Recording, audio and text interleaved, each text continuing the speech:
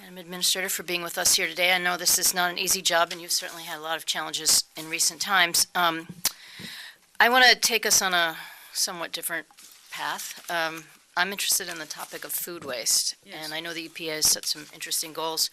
I know my colleagues are riveted by this topic, but 40% of the food in this country is wasted, and we have a lot of hardworking farmers and others who spend a lot to produce that food, and we have a lot of people going hungry in this country. So it's a very serious issue. I've introduced a bill called the Food Recovery Act because I do think this is something we have to take on the challenge, and I'm very pleased that the EPA and the USDA have set national food waste reduction goals, which is a 50% reduction by 2030 in the amount of food we waste. I was very happy to be on a panel the other day with Maddie Stanislas, who I guess is the Assistant Administrator in the Office of Solid Waste in your organization, and clearly you have people out there working hard on it. But now that you got this big goal, and I know a little bit about how hard it is to tackle some of these issues at all levels of how we waste food, can you talk to me a little more about what the EPA's goals are and what you're doing to make this a reality? Well, as you indicated, we have embraced with USDA an opportunity to look at food waste more successfully, given how much is actually wasted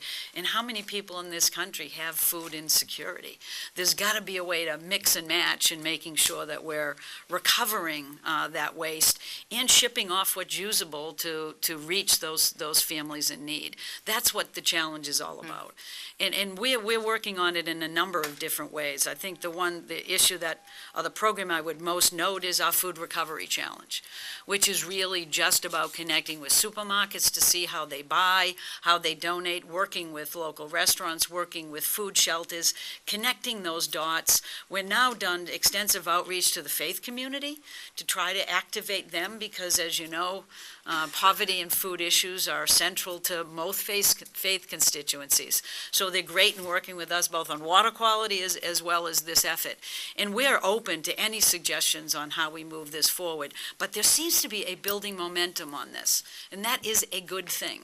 And it's all the way upstream to agriculture where the food is produced, to getting it to the tables where the food can be consumed, especially by those most in need. But it is a big lift to go from where we are today, which is close to 40% wasted, to actually meeting and having that in a fairly short period of time. But people seem energized and engaged. It is not a largely resourced effort of EPA or USDA, and I think both Secretary Vilsack and I are committed to making sure we leverage our resources wisely, but really do it in a way that engages outside constituencies who see this as such a core effort moving forward. And it's exciting to see it building some momentum. Well, thank you for that. And I appreciate that you're trying to look at it at all levels and work with the USDA, and along with the challenges of making sure food gets into the hands of people who need it and are hungry. There are some serious environmental challenges of how we dispose of food waste and the gases produced, right, which is much more toxic than many of the gases that we worry about. Plus, it's a huge cost to municipalities. One of the challenges when we try to do something about a problem with limited resources is how the agencies coordinate, and how is that going between you and the USDA, since you're kind of the two key agencies on this? I think we're coordinating well, but we also are looking at having a much more robust strategy. I think it goes well beyond the few people we're dedicating to food recovery. It's just not commensurate with the challenge or, frankly, the real opportunity that we see.